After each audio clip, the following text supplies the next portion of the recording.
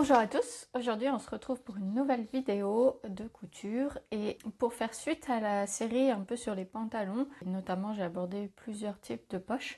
Donc je voulais vous expliquer aujourd'hui comment ajouter une poche à un vêtement, mais alors c'est une poche en général, vous savez les poches qui sont invisibles, on les appelle aussi des poches réservées ou des poches dans la couture, donc c'est vraiment des poches qu'on ne voit pas normalement, qui sont très discrètes et qui sont très pratiques à rajouter sur notamment les robes, mais on peut aussi les imaginer sur des petites blouses. Donc c'est les poches qui sont cachées dans la couture, qu'on voit pas et qu'on peut rajouter même dans un vêtement du commerce qui n'a pas forcément de poche, un pantalon ou quelque chose comme ça. Donc c'est assez pratique. C'est pas si compliqué que ça, vous allez voir. Et puis ça vous permet d'ajouter des poches parce que franchement, un vêtement sans poche, c'est pas très pratique. Je pense qu'on est à peu près tous d'accord là-dessus. Il y a de moins en moins de poches et c'est pas super pratique. Donc aujourd'hui, je vais vous montrer comment ajouter ces poches-là. Donc, tout d'abord, il va falloir faire le patron parce que soit vous avez déjà un patron dans votre collection où il y a une poche dans ce style-là qui vous convient. Donc dans ce cas-là, vous pouvez la recopier et l'utiliser tel quel. Sinon, on peut très facilement faire son patron. Donc je vais vous montrer comment faire son patron. Alors, vous prenez une feuille A4, ça suffit. Hein, vous n'avez pas besoin d'avoir une trop grande feuille. Et on va imaginer qu'en fait on met la poche comme on mettrait la poche dans son vêtement. Par exemple, si c'est un pantalon ou une jupe, on va les mettre la poche, les mains un petit peu vers le bas, comme ça. Par contre, si c'est un haut, une veste, on va plus les mettre à l'horizontale. Donc là, sur votre feuille, vous orientez votre main comme si vous l'avez métriée dans votre vêtement. Donc pensez, si c'est plutôt un haut, à la mettre plutôt perpendiculaire au bord du tissu. Si c'est plutôt un bas, on va plutôt la pencher comme ceci. Donc après, le but, ça va être de faire une poche suffisamment grande pour pouvoir y glisser sa main. Parce que si on fait une ouverture trop petite, on ne pourra pas glisser sa main, donc c'est aucun intérêt. Donc, vous mettez votre main et puis on va faire le tour de votre main en laissant de la marge. Hein. Vous laissez au moins 2 cm.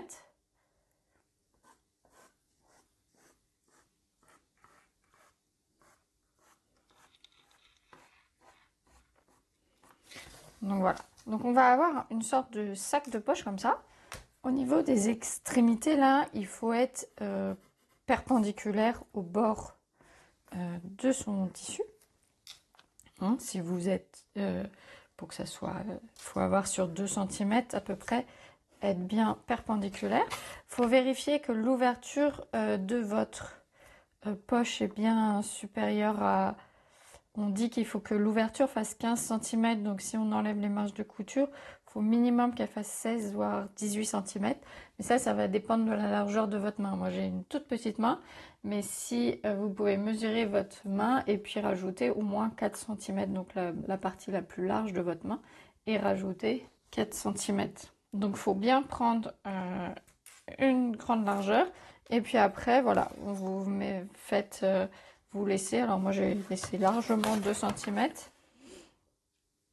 Vous voyez, je suis plutôt à 3, voire 4 cm. Donc là, j'ai fait une grande poche. Mais après, c'est un petit peu suivant ce que vous préférez. Et puis, ça va dépendre du vêtement aussi. Si vous faites un haut, les poches vont être forcément plus petites que si c'est un pantalon large avec ou une jupe bien ample. Là, on va avoir la place de mettre des grandes poches. Donc, à vous un peu d'adapter en fonction de votre vêtement. Il n'y a pas de patron bon ou mauvais. C'est un petit peu à vous de voir. Et puis, ce que vous pouvez faire aussi, c'est regarder si votre téléphone rentre. Par exemple, si le téléphone peut bien rentrer bien à la verticale, il tiendra bien en place et risque pas de sortir du vêtement, de la poche.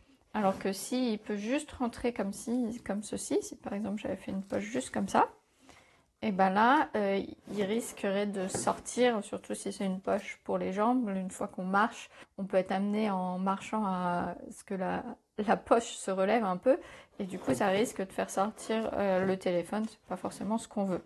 Donc voilà, vous faites suivant vos critères à vous, parce que vous pouvez avoir envie de mettre un petit carnet ou votre portefeuille, ou voilà, donc suivant votre critère et ce que vous voulez mettre dans la poche, vous vérifiez que ça rentre. Vous pouvez retracer, alors soit vous faites à main levée, si vous vous en sentez capable d'avoir des jolies courbes.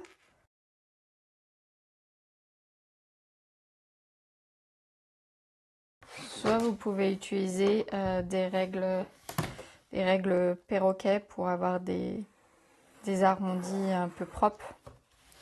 Vous voyez, vous utilisez différentes formes, hein, il existe plein de règles différentes. Hop.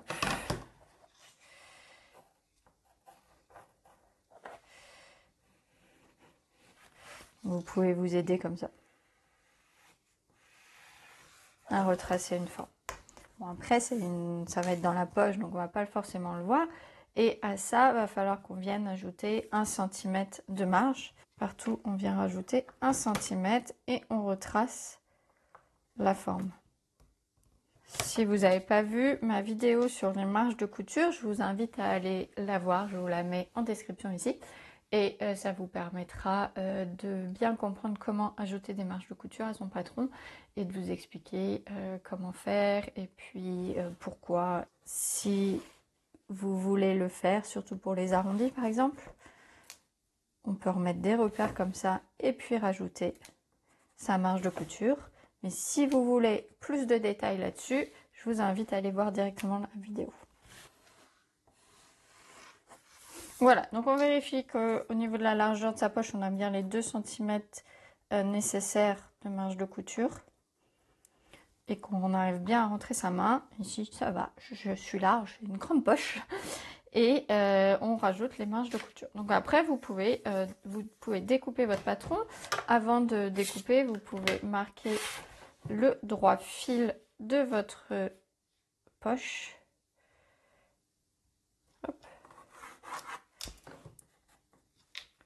Voilà. Alors, si c'est un nouveau vêtement que vous faites et que vous voulez ajouter la poche directement, vous pouvez aussi coller cette poche-là à votre patron et puis redécouper votre pièce devant et dos. Donc si on part d'un pantalon, votre jambe devant et votre jambe gauche, en rajoutant cette poche-là à votre patron. Donc vous avez votre patron et puis vous le collez. Comme ça, vous découpez directement comme ceci votre tissu. Ça peut être une solution. Sinon, des fois, c'est quand même mieux de les découper à part et de les assembler. C'est pour le choix du tissu aussi. Si vous avez un pantalon avec un tissu ou même une veste avec un tissu un peu lourd, c'est peut-être plus judicieux de faire vos poches dans un tissu plutôt doublure, de façon à ce que ça fasse pas trop d'épaisseur et que ça soit assez souple, que ça soit pas gênant. Essayez de prendre un coloris qui est assez proche de votre tissu. Si c'est pas le cas, si votre doublure est pas forcément dans la couleur du tissu, ce que vous pouvez faire, c'est venir faire une sorte de parmenture. Donc c'est-à-dire que vous allez laisser 4-5 cm, ça dépend de la grandeur de votre poche, une bande comme ceci, et on va venir découper dans le tissu principal du vêtement cette bande-là qu'on va venir apposer sur la poche. Comme ça, quand la poche s'ouvrira, on verra le tissu principal, mais l'ensemble de la poche n'est pas forcément avec le tissu principal qui est lourd, il y a juste le bord et ça permet d'avoir quelque chose de propre, de moins visible, mais d'avoir quand même un tissu fin. Donc, vous découpez ça, vous découpez votre tissu. Donc moi, j'ai déjà, pour vous montrer, j'ai décidé de faire une pièce d'étude. Donc j'ai 2 rectangles, on va imaginer que c'est partie de mon pantalon. Et puis j'ai dessiné 2 poches. Alors elles sont beaucoup plus petites que celles que j'ai dessinées là. On va dire que c'est des poches pour enfants. Et donc on a ces 2 morceaux là. Si vous voulez ajouter, je vais vous expliquer comment ajouter une parmenture. Donc là j'ai découpé un petit rectangle qui suit la forme de mon patron quand même, hein. C'est pas vraiment un rectangle, dans le tissu principal, de façon à le faire sur la poche. Principalement c'est la poche qui va être accrochée au dos, parce que c'est celle-là qu'on va voir, c'est celle-là qui va s'ouvrir et on va voir le bord. Si le vêtement est un peu étriqué par exemple, ça peut s'ouvrir un petit peu. Je ferai ça, mais vous pouvez très bien le faire sur les 2 poches. Donc voilà. Donc moi ce que je vous invite à faire, c'est commencer par surjeter le bord de vos poches, parce que c'est pas forcément évident de le faire après. C'est tout à fait faisable, normalement on le fait après, mais je trouve que la jonction avec le tissu principal, c'est un petit peu plus dur à gérer pour faire un surjet. Donc vous surjetez le bord de vos poches, soit à la surjeteuse si vous avez la chance d'en avoir une, soit vous faites un petit point zigzag sur le bord de votre poche pour venir éviter que ça s'effiloche et que ça reste en place. Donc moi je vais faire ça tout de suite.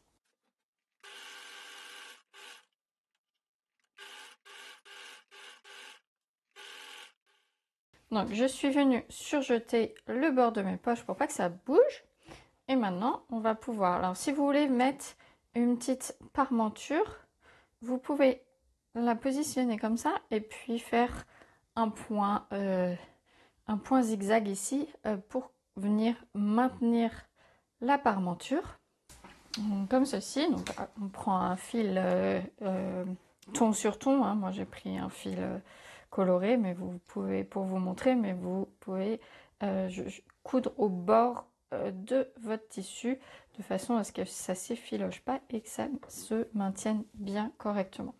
Donc on va venir positionner la poche exactement au même endroit de chaque côté. Donc si votre patron n'a pas de poche, il faut vraiment faire les repères. Donc ça vous pouvez essayer en positionnant votre patron devant vous pour voir où se positionne la poche. Vous allez faire un repère haut de chaque côté, bien marqué, hein. Donc on aligne bien les 2 patrons comme si on voulait les assembler pour que les repères soient vraiment au même endroit. Donc moi je le fais au stylo, mais vous pouvez très bien utiliser une crétailleur, un savon pour marquer. Et pour la vidéo, je veux que ça se voit bien. Donc on a notre dos, on a notre devant, et maintenant on va venir coudre les fonds de poche sur le dos et le devant. Donc le but, ça va être d'orienter le fond de poche vers le bas. Et donc vous voyez, quand vous voulez que ça soit positionné comme ceci, donc vous voulez qu'il y ait le dos qui soit là, vous voulez qu'il y ait votre poche comme ceci et qu'il y ait le devant ici. Donc vous voulez que la pièce dos elle soit comme ceci et que dessus on vienne positionner le devant. Donc positionnez bien vos pièces pour pas échanger. Donc là c'est le bas de mon vêtement, hein, donc le fond de poche est vers le bas. Donc là je vais venir coudre endroit contre endroit ma poche dos et ma poche devant. Hop. Donc j'aligne le haut de mon repère que j'ai pris. J'aligne bien bord à bord. Et là, je vais venir coudre dans la marge de couture. Si ma marge de couture est de 1 cm, de mon vêtement est de 1 cm, je vais venir coudre à 0,5 cm du bord. Ça permettra de laisser un petit bout de ce tissu-là sur le bord de la poche, ce qui permettra de la rendre la plus invisible possible. Donc, je viens coudre ici à 0,5 cm. Si vous avez un 1,5 ici, vous pouvez avoir un peu plus de marge et coudre à 0,7 cm, mais à vous d'adapter en fonction de la marge de couture de votre vêtement. Donc je couds ici. Moi, je vais coudre sur mon surjet des deux côtés. Donc, on peut venir épingler la poche pour pas que ça bouge. Et donc là, on va coudre jusqu'au bout les deux poches. Donc là, je me remets bien au point droit. Je suis bien envers contre, endroit contre endroit, et je couds couture au point droit standard avec des points d'arrêt au départ et à l'arrivée.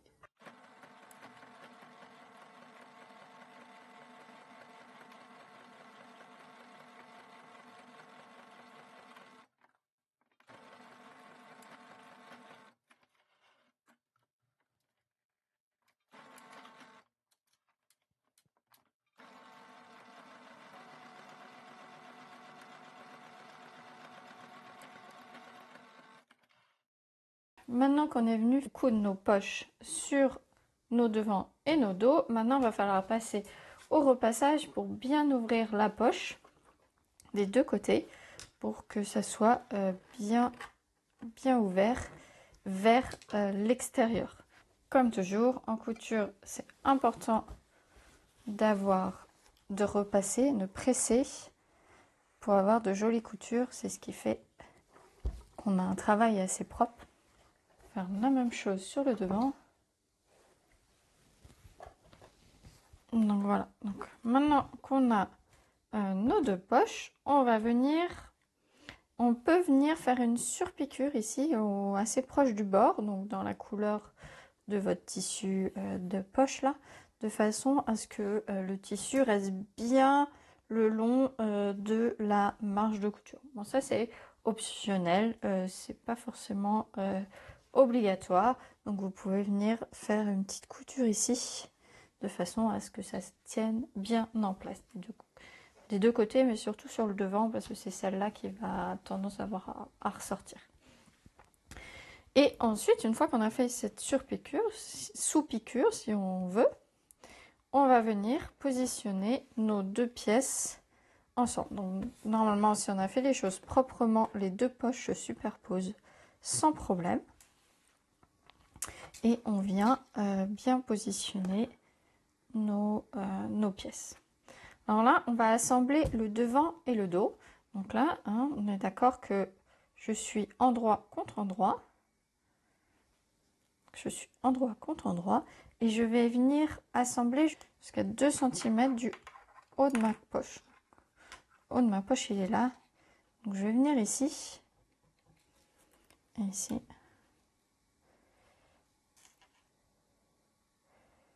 Donc là, on retrouve les 4 cm qu'on a rajouté par rapport à la largeur de notre main. C'est pour ça qu'il fallait rajouter 4 cm autant. Et donc là, on va venir faire une couture à 1 cm du bord. Donc, on fait notre couture ici, on s'arrête ici, on fait un point d'arrêt, on reprend notre couture ici et on continue. Point auquel j'ai pas forcément dit lorsqu'on fait le patron, surtout si c'est des hauts, faut s'arranger que les poches bien sûr ne dépassent pas le bas de l'ourlet de votre haut, parce que sinon le sac de poche va venir se voir au bout et du coup c'est pas joli. Donc bien entendu, faut prendre ça en compte dans le design du patron. Donc on passe à la machine.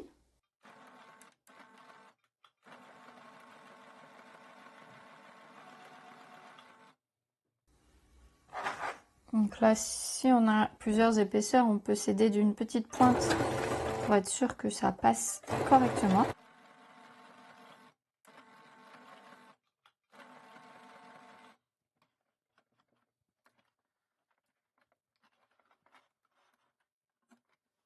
Voilà, j'ai fait ma première couture et maintenant je vais continuer ma seconde piqûre en me positionnant bien au départ.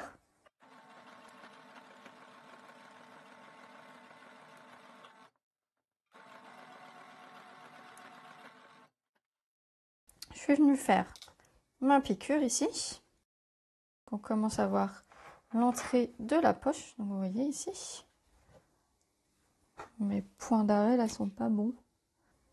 J'ai pas fait mes points d'arrêt vraiment au niveau du point, donc ça a tendance à s'ouvrir un peu. Donc je vous invite à arrêter votre couture en faisant des nœuds de façon à sécuriser l'ensemble. Donc maintenant qu'on a fait ça, il va falloir qu'on couse le sac de poche. Donc c'est une dernière étape à faire.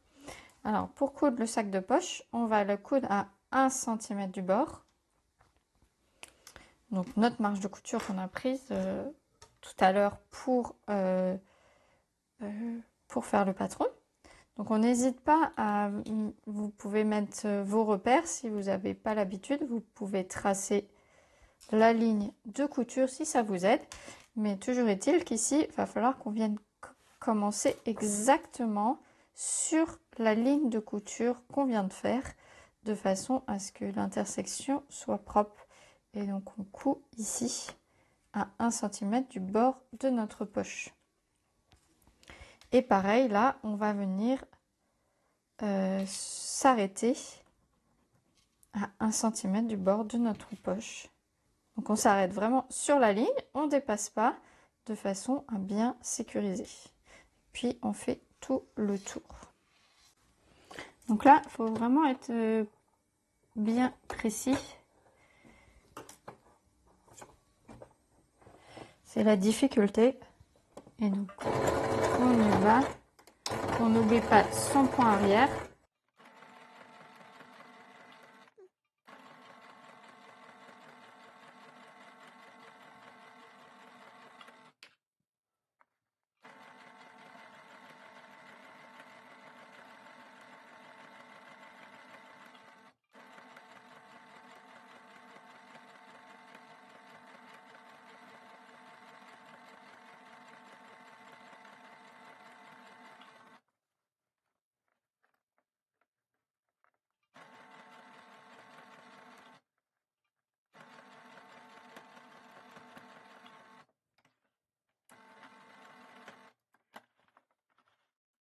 Donc voilà, on est venu faire notre couture ici de fond de poche.